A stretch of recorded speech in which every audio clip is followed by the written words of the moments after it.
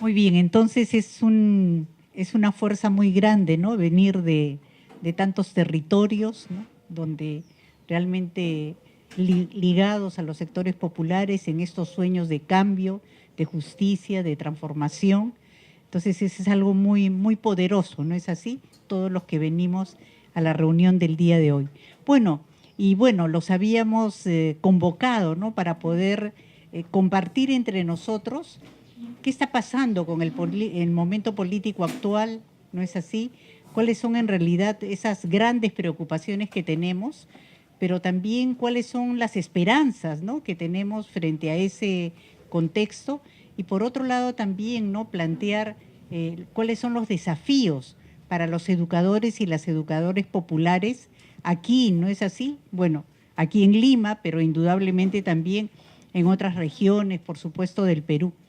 Y bueno, y por eso es que les habíamos solicitado a ustedes al llegar que pudieran expresar, ¿no?, cuáles son en realidad sus preocupaciones y por otro lado también cuáles son sus desafíos. Entonces dejaría aquí a Irmita para que pudiera continuar. Tenemos a Luzmila Ayay y a Humberto. Cada uno va a presentar un poco lo que todos hemos escrito, opinado, nuestras percepciones, nuestras ideas sobre las características del momento político actual.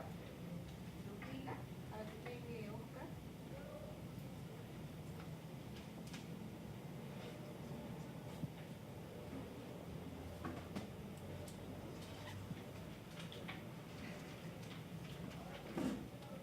Sí, ¿dónde está Luzmila? A ver, En las iniciativas presentadas he querido dividir en tres, digamos, en tres momentos. Uno que sería el tema más ideológico, el tema de las ideas, ¿no? Este momento electoral donde las ideologías no mandan y es quién ofrece más, ¿no? Y lo han ido señalando, ¿no? Hay un pragmatismo enorme en este momento, el populismo, el clientelismo han sido lo que más ha predominado en esta campaña, ¿no? Candidatos oportunistas han visto las necesidades de la gente y han trabajado sobre las carencias de la gente. Para este lado, el tema de las ideas casi no están saliendo. En este lado he querido tomar el tema del narcotráfico, lo han señalado como un periodo de profundización del modelo conservador y el peligro de un narcoestado mafioso, ¿no?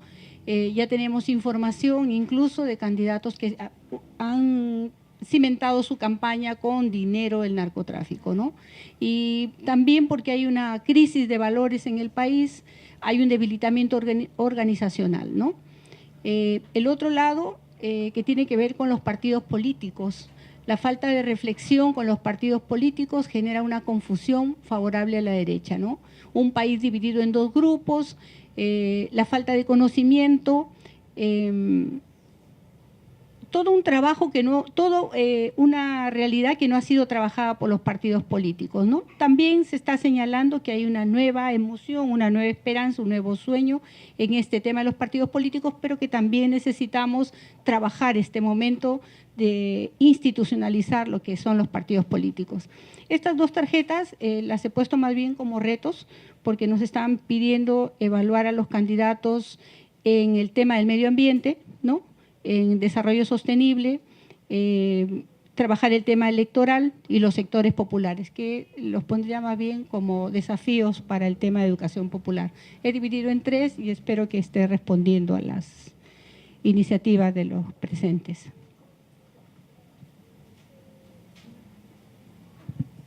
En el otro marcó aquí desafío por los educadores populares que somos nosotros. También hemos hecho no una clasificación, pero ordenar en tres columnas. La de la izquierda es más el convivir, digamos la ciudadanía, el promover liderazgo, la participación ciudadana, el diálogo, las consultas, etcétera, interpretar las necesidades del pueblo, introducir el aspecto humano, ético en todo eso. En la columna central serían un poquito más los aspectos políticos o desafíos políticos, como ser oposición, evitar el retorno del Estado mafioso, y cosas fuertes, formar conciencia, entender y analizar el porqué de los resultados políticos de las elecciones últimas, organización, fortalecer nuestras capacidades de propuesta, todos esos elementos que son de una formación política, digamos, de fondo. Y la tercera columna es un poquito más variado en relación con el medio ambiente como un desafío específico, no tanto nuevo, pero que, digamos, en su aspecto político aparece como una novedad. Un proyecto a largo plazo, etcétera, enseñar al pueblo toda la metodología, etcétera, llegar a una nueva generación, de una nueva cultura. Bueno, esa es la clasificación que hemos hecho, la ciudadanía, aspectos políticos y después todo lo que es el medio ambiente en relación, digamos, con, con los nuevos desafíos de hoy día.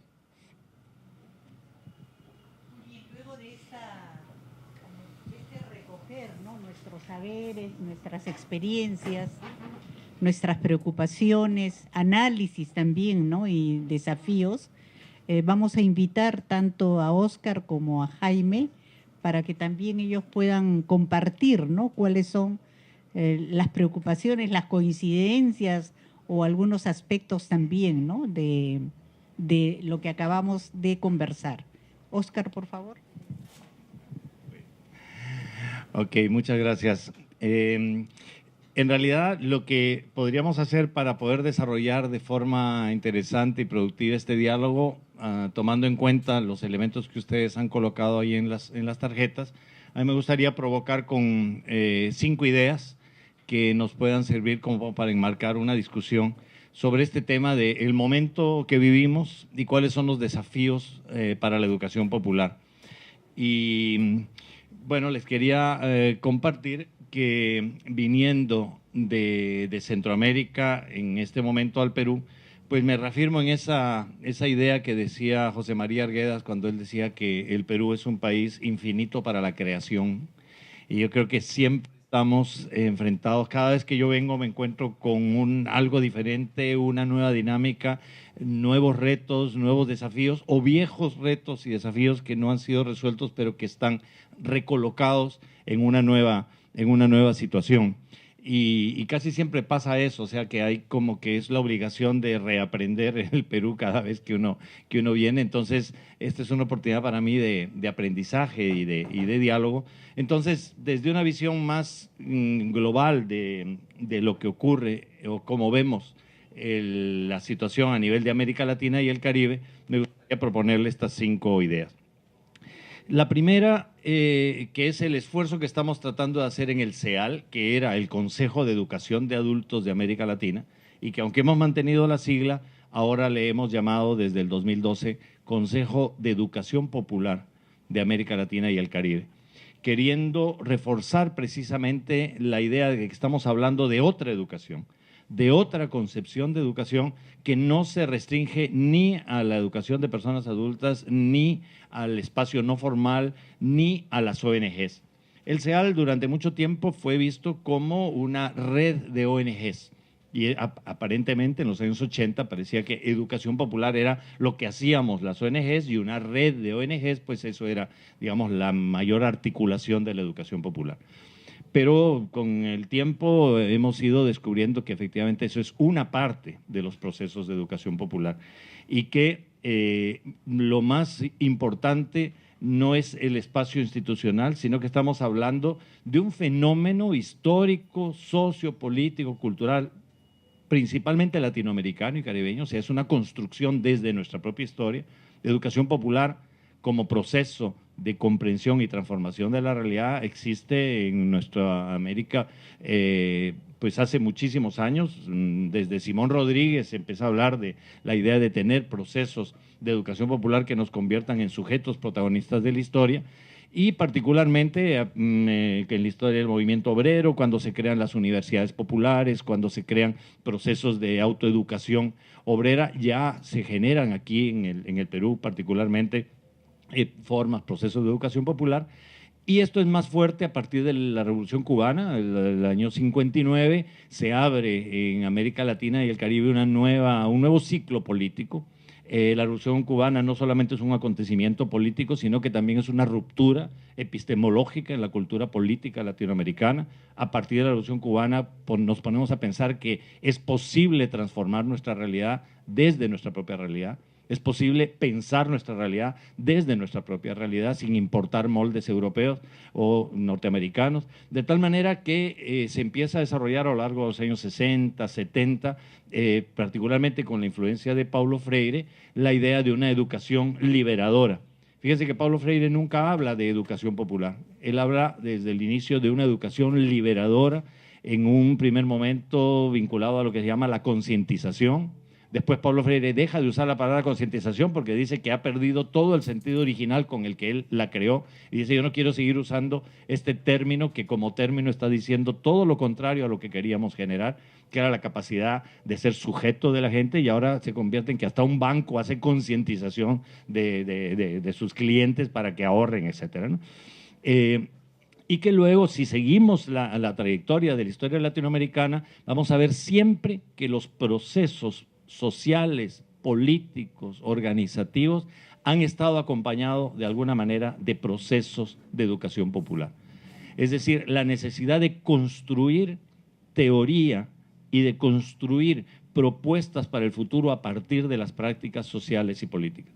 En síntesis, no podemos entender lo que llamamos educación popular sino como parte del movimiento social, político y cultural popular, lo voy a decir así de manera general, en América Latina.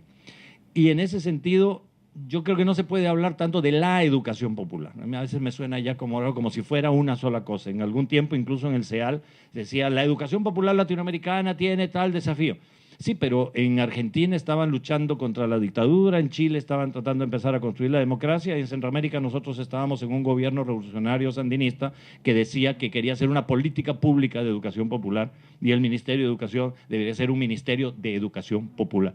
Entonces, vivíamos periodos totalmente distintos en cuanto a la dinámica social y política y por lo tanto no habría que hablar tanto de la educación popular, sino de los procesos de educación popular. Sería como el primer bloque. En ese sentido, en el CEAL, ahora queremos no ser una coordinadora de ONGs, sino queremos ser un movimiento de educación popular y un movimiento de educadoras y de educadores populares. Es decir, un proceso activo vinculado a otros movimientos de cambio que busque la construcción de procesos de educación popular y también que articule a las personas que estamos trabajando en este campo. Y ese es el desafío de este momento. La segunda idea es que, claro, aquí nos hemos centrado, y ustedes en sus tarjetas, más en el momento político del Perú, que yo creo que es el punto de partida. Sin embargo, yo lo veo muy conectado a un gran momento histórico que vivimos en nuestra región y en el mundo, que en realidad es una crisis civilizatoria del capitalismo. Es decir, cualquier propuesta de acción política, social y cultural se enmarca en la confrontación central en nuestra época con relación a un sistema que no es solo un sistema, es un paradigma, es un modo de ver el mundo alrededor del mercado, alrededor del lucro, alrededor de las relaciones de poder que se generan en el capitalismo, muy vinculado a una dinámica de acción colonialista que continúa explotando a las personas y a los recursos y atravesado centralmente por una lógica patriarcal. Es decir, el capitalismo, la relación colonialista y el patriarcado son tres elementos configurantes de una crisis civilizatoria que está llevando a la degradación del planeta y va a llevar, si no lo detenemos, a la desaparición de nuestro planeta. Por lo tanto, el tema ambiental no es un tema paralelo o secundario, sino que el tema ambiental tiene que ver con que esta lógica de este sistema, de este modo de vida, basado en el consumo, basado en el lucro, que coloca el interés del mercado, que mercantiliza todo, las relaciones humanas, la relación con la naturaleza, etcétera, vive de la degradación del medio ambiente. O sea, no tiene posibilidad de acumulación y de crecimiento si no es depredando el medio ambiente y por lo tanto a nosotros y nosotras como parte de la naturaleza. Entonces esa idea de que vivimos en un mundo en el cual las personas podemos hacer con la naturaleza lo que queremos porque va a estar en nuestro, entre comillas, beneficio, termina aniquilándonos a nosotros y a nosotras mismas. Entonces hay una crisis civilizatoria y por lo tanto la confrontación de este momento es una confrontación principalmente ética. Es una confrontación entre dos modos de vivir, dos modos de ser, dos modos de interpretar la historia, en torno y alrededor de una visión integral de la relación entre la naturaleza y las personas, colocando a esa relación como en el centro y por lo tanto con otros valores. No es el valor del autoritarismo, de la imposición, sino de la solidaridad, de la creación, de la ternura, de la esperanza, del afecto, de la construcción de nosotros y nosotras como personas. Es otro molde de vida que precisamente no puede ser capitalista, que precisamente tiene que descolonizar y precisamente tiene que ser antipatriarcal. Entonces, dentro de esa lógica, esa sería la segunda idea, este momento histórico que vive el Perú, yo lo colocaría en ese marco. Porque si no lo colocamos en ese marco, podríamos pensar que estas son situaciones que se pueden reducir a la dinámica actual coyuntural del Perú. Pero esta dinámica coyuntural es parte de la confrontación de esta época, de este momento histórico, y que si no lo ubicamos ahí, entonces podemos estar con una acción todavía muy reduccionista. Idea para discutir. Tercera idea, tenemos que recuperar, revitalizar la dimensión central de lo que llamamos procesos de educación popular como una educación emancipatoria, como una educación liberadora. Y cuando Freire, en Pedagogía del Oprimido, por ejemplo, empieza a hablar del sentido de una educación liberadora, es tomando en cuenta dos potencialidades. Liberadora de todo lo que nos oprime desde fuera, y liberadora de todas las potencialidades que tenemos desde dentro. Entonces no existe posibilidad de que alguien libere a alguien por arriba o por encima o desde fuera, sino que tenemos nosotros que liberarnos de lo que nos oprime externamente y tenemos que liberar, desplegar nuestras potencialidades y por lo tanto nuestra capacidad de creación, nuestra capacidad de cambio, nuestra capacidad de encuentro, nuestra capacidad de comunicación. Es en ese sentido que hablamos de procesos de educación popular, procesos que tienen que ser siempre activos, creativos, participativos, dinámicos, críticos y por lo tanto conscientes, pero no solamente racionales, sino comprometidos. Alguien hablaba ahora de que nosotros tenemos un compromiso, estoy trabajando en este compromiso. Ese sentido del compromiso es un elemento fundamental para un proceso de educación popular.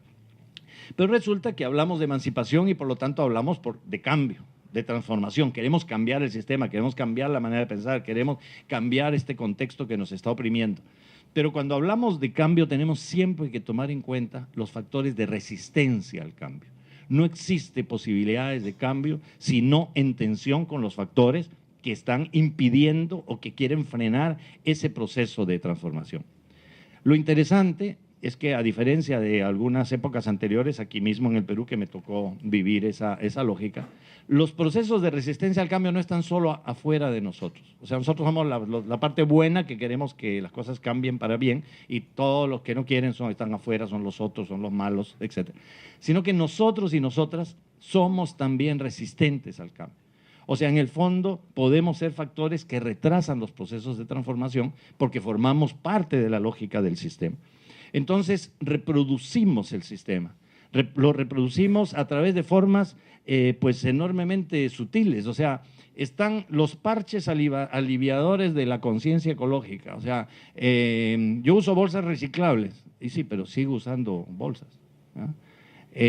Yo trato de consumir menos, pero sigo en una lógica de consumo. El sistema nos atrapa con formas que nos dan parches aliviadores en todos los campos, en la lógica de consumo, en la destrucción del medio ambiente, pero también y en la lógica de nuestras relaciones. Lo que se llaman ya no solo el machismo como violencia estructural visible, sino lo que se llaman los micromachismos, ¿verdad? Yo, por ejemplo, durante un tiempo cuando tuve, bueno, y Jaime, estábamos en ese tiempo teniendo a nuestros primeros hijos, Yo me sentía muy feliz de que yo ayudaba a mi esposa. Entonces yo ayudo, yo cambio los pañales, yo le doy en la noche y le doy el biberón, ayudo, qué bueno, ¿no? Qué buen papá que soy. Hasta que un día mi esposa me dijo, tú no me estás ayudando a mí, o sea, eso es una cosa de los dos.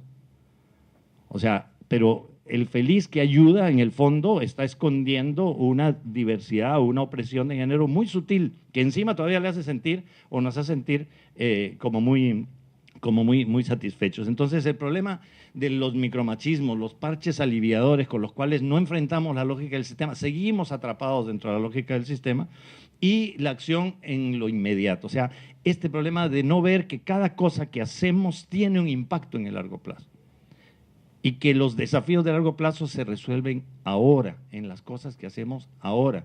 Y entonces, claro, rompemos esa idea de la utopía como algo que algún día va a venir, que estará por allá, y entonces tenemos que ir haciendo algo para que alguna vez ocurra el cambio, por la idea de que lo que hagamos ahora es lo que va a posibilitar hacer ese cambio. O sea, la dimensión utópica tiene que expresarse en la vida cotidiana, tiene que expresarse en la manera como somos, como pensamos, como sentimos, incluso lidiando con nuestras complicidades, con nuestras complejidades, con nuestras incoherencias. Entonces, esta tercera idea es que un proceso de educación popular emancipadora supone liberarnos y desarrollar nuestras capacidades transformadoras también en lo cotidiano para evitar que seamos sutiles reproductores de la lógica de este sistema al cual decimos que confrontamos. Cuarta idea, ya más específicamente sobre el tema de momento político, es lo que yo podría llamar las tramas visibles e invisibles del poder. Digamos que en general podríamos decir que el poder se expresa en una dimensión institucional, o sea, los partidos políticos, el gobierno, etcétera. Hay otra dimensión del poder que son los poderes fácticos, el papel de las transnacionales, los medios de comunicación, los lobbies, etcétera, que no aparecen como estructuras de poder, sino aparecen como organismos internacionales, etcétera. Y hay otra lógica que es la lógica del poder desde la gente, el poder de la ciudadanía, el poder popular, la construcción de las relaciones democráticas. El tema es que, no sé si ustedes están de acuerdo, de que normalmente nos centramos y reducimos todo a la dimensión visible del poder institucional, como que ahí está todo el poder.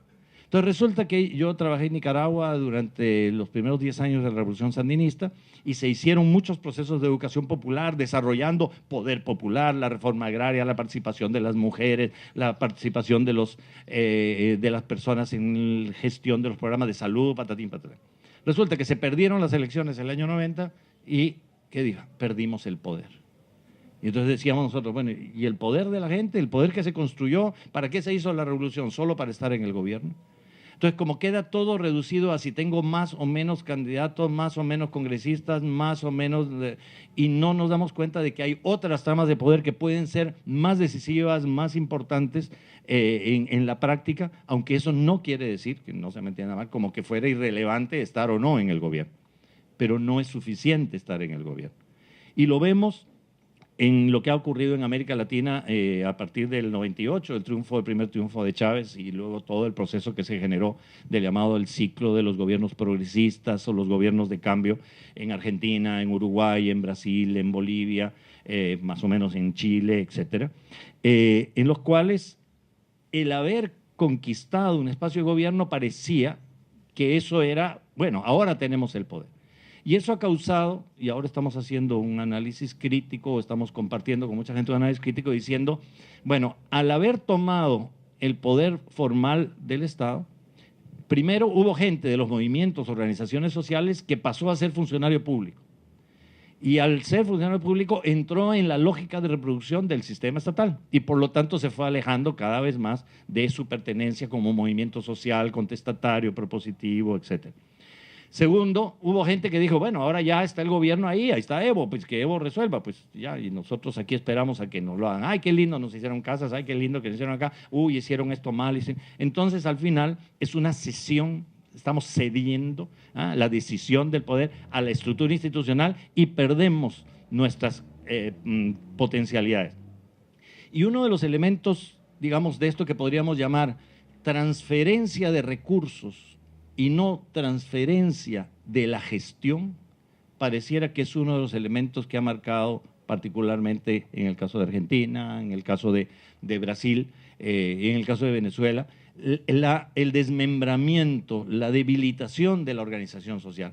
Incluso procesos sociales que habían logrado generar una potencialidad muy grande, cuando se llega al gobierno, entonces eso se desmembra, porque entonces ahora es el gobierno que decide, no, vamos a hacer el programa nacional de no sé qué, no sé cuántos, entonces toda esa iniciativa de la gente, que tenía una riqueza, que tenía creatividad, que tenía iniciativa, se pierde en función de lo que va a venir del gobierno. Entonces hay nuevas formas de reproducción de un paternalismo de izquierda que transfiere recursos, sí, la Bolsa Familia, etcétera. Y por supuesto es importante que la gente no se muera de hambre, sino que tenga algún recurso para poder comer.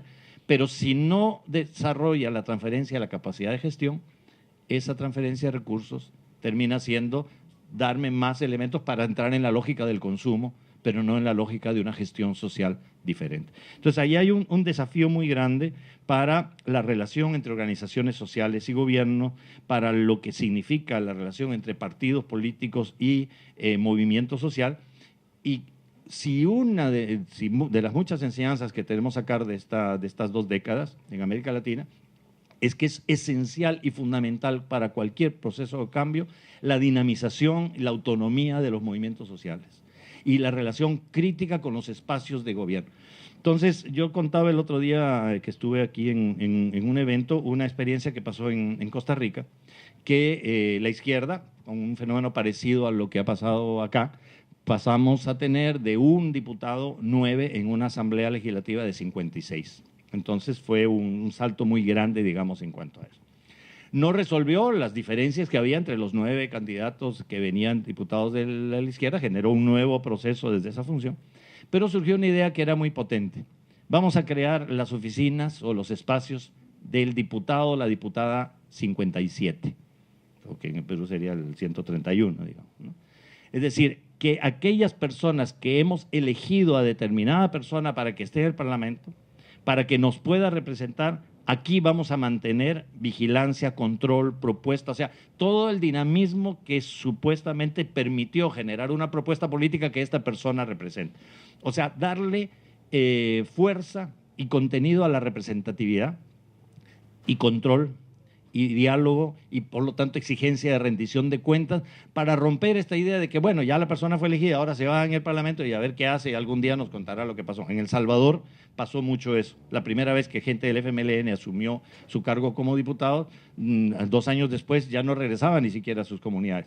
Y no porque fuera mala gente, sino que el sistema los atrapaba y la lógica de pensar la ley, de cómo iba a actuar en qué momento y etcétera, los metía en una lógica que los alejaba de la gente. Entonces, esta idea del diputado o diputada 57 o del hecho de generar espacios de activación de la ciudadanía que dialoguen críticamente con los espacios de gobierno parece sumamente importante. Bien, entonces dejo ahí este punto sobre el poder, sus tramas visibles, invisibles y la importancia de seguir desarrollando capacidades en la gente. Y la última, que es una idea un poco desglosada, tiene que ver con esas tarjetas que ustedes están poniendo ahí en los desafíos y que coinciden con varias de las que ustedes ahí han señalado y que el compañero Humberto nos transmitió. La primera es, ¿qué aporta? ¿Qué puede aportar específicamente los procesos de educación popular a esto? A la transformación de las relaciones de poder, a la construcción de un nuevo paradigma, a enfrentar como movimiento, digamos, la dinámica de cambio. Un primer aspecto es pensar que estos procesos deben conseguir resultados concretos para que ese resultado sea base de próximas, más complejas, más profundas tareas para el futuro. Y lo voy a ilustrar con un ejemplo de una compañera que se llama Jane, que es una compañera brasileña, educadora popular en Río Grande do Sul. Yo estuve en un evento y se estaba haciendo como una reflexión sobre qué había pasado con el proceso de alfabetización y postalfabetización en esa zona. Y entonces dice Jane, bueno, una cosa que yo quiero decir es lo siguiente. Mire, aquí cuando hacemos el proceso de alfabetización, la gente rápidamente tiene que descubrir que eso es útil, que eso les sirve, porque si no hay un cambio que la gente vea, va a costar mucho continuar. Y entonces yo me quedé con esa frase, ¿no? Si no hay un cambio, va a costar mucho continuar.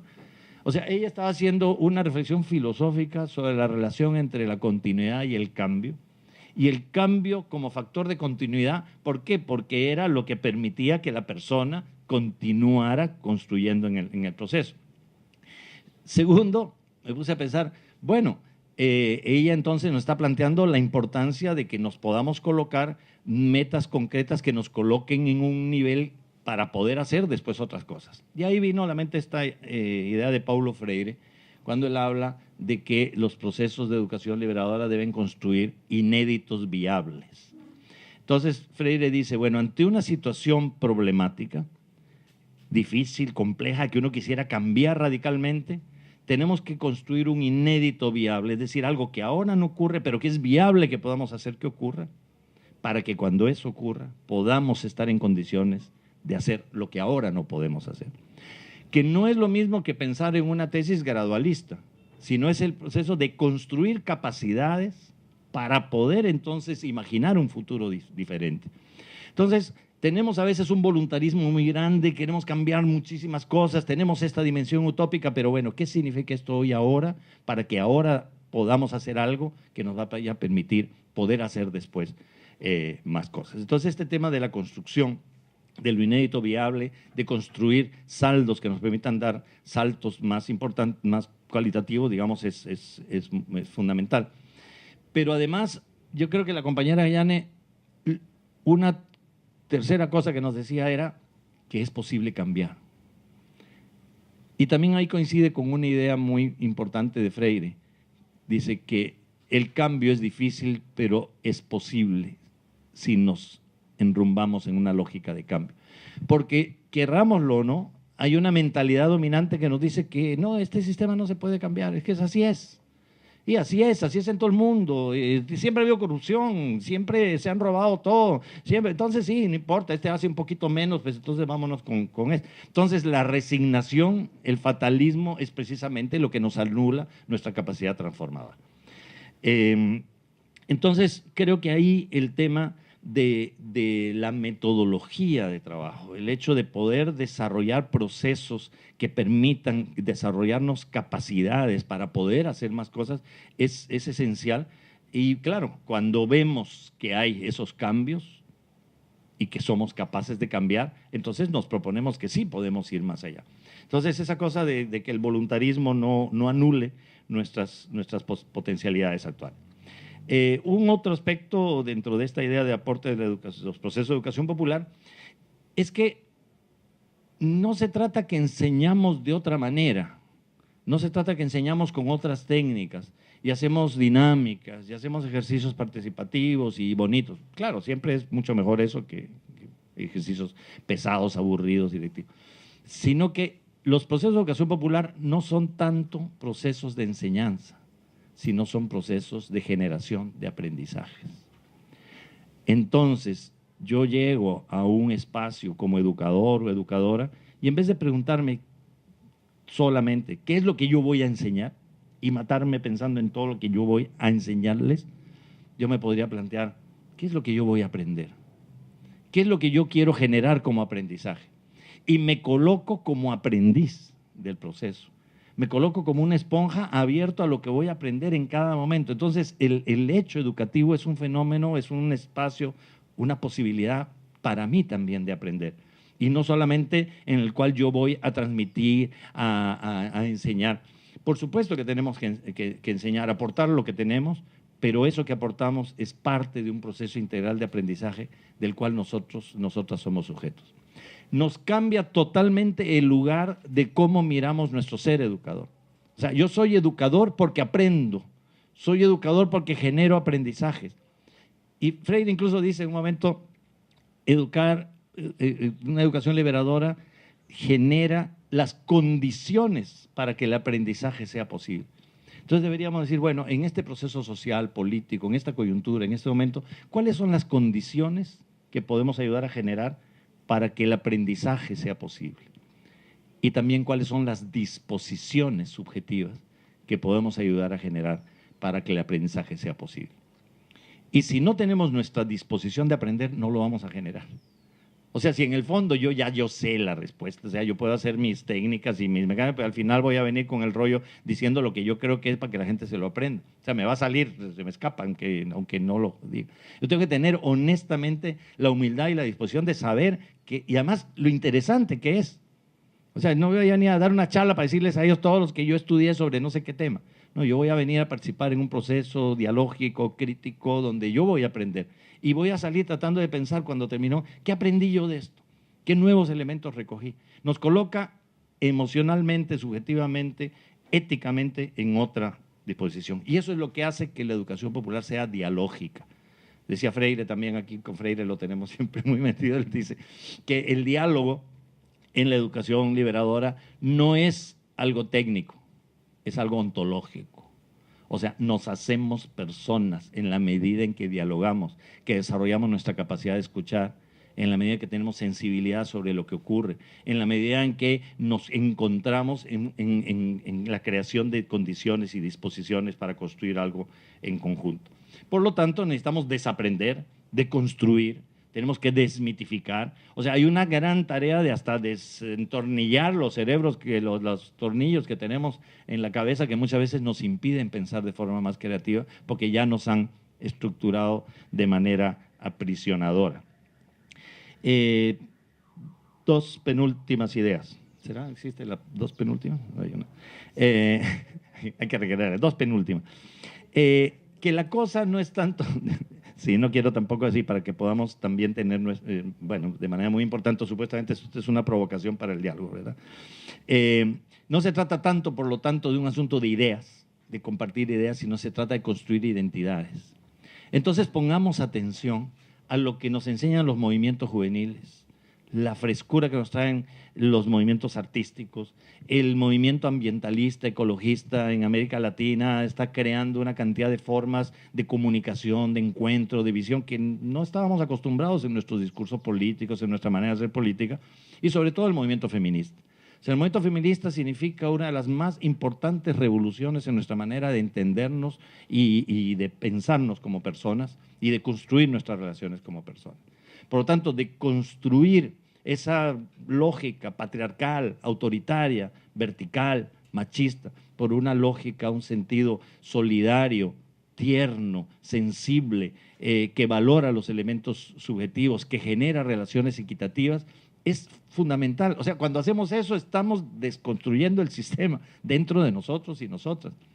Y ahí tenemos un terreno permanente de construcción y de cambio. Y la segunda penúltima era que, por lo tanto, los liderazgos que se forman en procesos de educación popular no son liderazgos para enseñar, sino son liderazgos para animar, para dinamizar, para saber trabajar en red. Y muchas veces hemos dicho, vamos a crear una red, y se podría llamar asamblea, se podría llamar no sé qué, y se le puso el nombre de red solo para ir por maquillar el asunto. Pero no, es que la red no es una instancia, no es una institución. La red es una forma de trabajar. Trabajar en red significa hacer nudos a partir de lo que cada quien trae, amarrarnos ahí, comprometernos y que ese nudo permita abrir otros nudos. Y significa entonces tejer relaciones, tejer articulaciones, construir iniciativas. Claro que hay que hacer debate, pero es mucho peor un consenso barato que una discusión que permita identificar argumentos opuestos. O sea, a ver, ¿todo el mundo está de acuerdo? Sí, ya. Y bueno, ¿y eso qué da? ¿Qué deja como saldo? Es preferible decir, no, mira, aquí fulanos de tal están pensando esta propuesta, los otros estamos pensando esta otra. Bueno, y ese debate puede ayudar de repente a avanzar más a que crear por facilidad lo que llamamos un consenso barato. Entonces, trabajar en red, liderazgos que tejen, que escuchen. Y yo creo que eso es lo interesante de lo que está pasando también en este momento en el Perú, cuando nos encontramos personas, candidatos, candidatas, que más que echarse el rollo, están escuchando y escuchan lo que dice la gente y logran aprender de lo que dice la gente. Tal vez ahí hay precisamente una transformación radical de la manera de hacer política. La última, entonces, que eso nos exige generar una virtud que podríamos llamar la búsqueda de la coherencia. Y termino con otra vez con Paulo Freire. Freire dice, La coherencia, no sé quién hablaba, como hablaba Freire, la coherencia en sí misma no es una virtud. O sea, la virtud no es la coherencia. La virtud es la búsqueda de la coherencia. Porque él dice, mi coherencia de hoy puede ser mi incoherencia de mañana. Pero también mi incoherencia de hoy puede ser mi coherencia de mañana.